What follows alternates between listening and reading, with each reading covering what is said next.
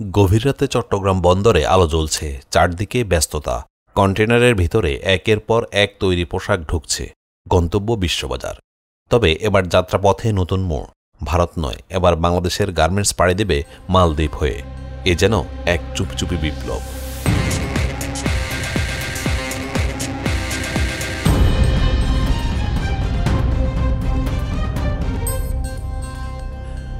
ভারত চেয়েছিল নতুন করে বিপদে ফেলে বাংলাদেশকে কোণঠাসা করবে, কারণ শেখ হাসিনার পতনের পর থেকেই ভারতের মাথা নষ্ট, বুকে কষ্ট। ঢাকার কোনো ভালোই আর দিল্লি দেখতে পারছে না, তাদের গা আর পিত্তি একই সাথে চলছে। যেই কোনো মূল্যে বাংলাদেশের অগ্রগতি থামাতে চায় তারা।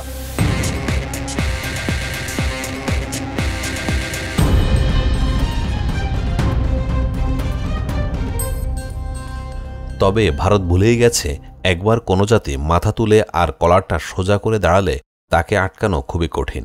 ইরানের বেলায় যেমনটা ঘটেছে, হাজার হাজার পশ্চিমা নিষেধাজ্ঞার পরেও ইরান ছুটছে দৌড়তন্ত্র প্রতাপে, গড়ছে নিজেদের শিল্প, উৎপাদনে হচ্ছে স্বয়ংসম্পূর্ণ।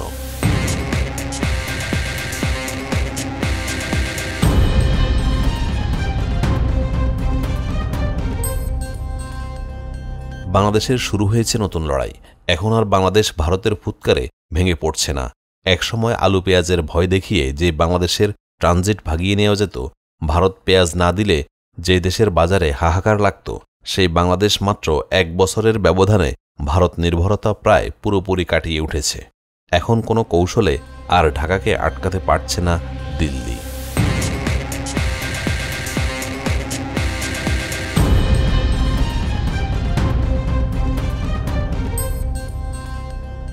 আগে পোশাক শিল্পের এইসব পণ্য ভারতের বিমান এবং সমুদ্র বন্দর দিয়ে রপ্তানি হতো, কিন্তু সেই পথ বন্ধ। বাংলাদেশ বেছে নিয়েছে বিকল্প রোড। ভারতের রাজস্ব বিভাগ হারাচ্ছে কোটি কোটি টাকা এবং তারা পড়েছে ভীষণ চাপে। ভারতের এমএসসি এজেন্সির কর্তা দীপক তিলওয়ারি বললেন, আগে বাংলাদেশের পোশাক ভারতের মাধ্যমে যেত, এখন আর যায় না। এ থেকে আমরা বিপুল ক্ষতির মুখে। অর্থনীতির খেলায় সময়ের সবচেয়ে বড় সম্পদ। গার্মেন্টস পণ্য মৌসুমি ভিত্তিক, সময় মতো পৌঁছাতে না পারলে অর্ডার বাতিল হয়, পণ্যের ভ্যালু পড়ে যায়। বাংলাদেশ তা বুঝেছে।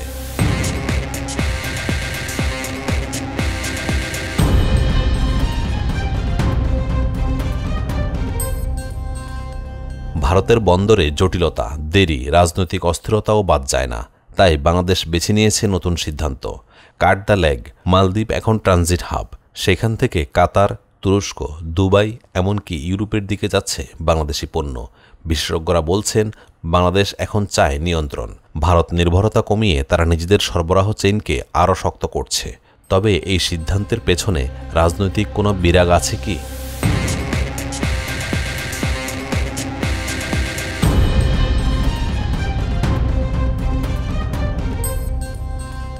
ভারতের এই উচ্চপদস্থ কর্মকর্তারা বলেছেন, না, এটা কৌশলগত।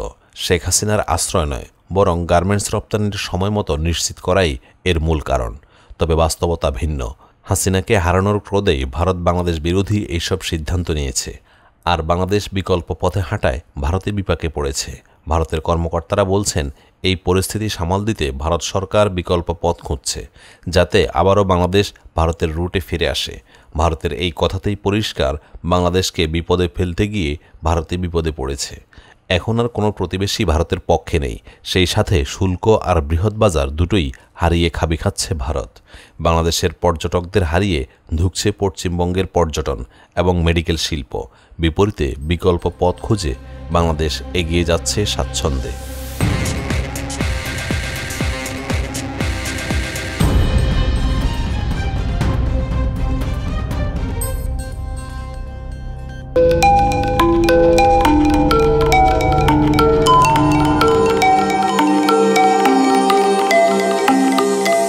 টেক টিভি, দেশ ও দশের কথা বলে।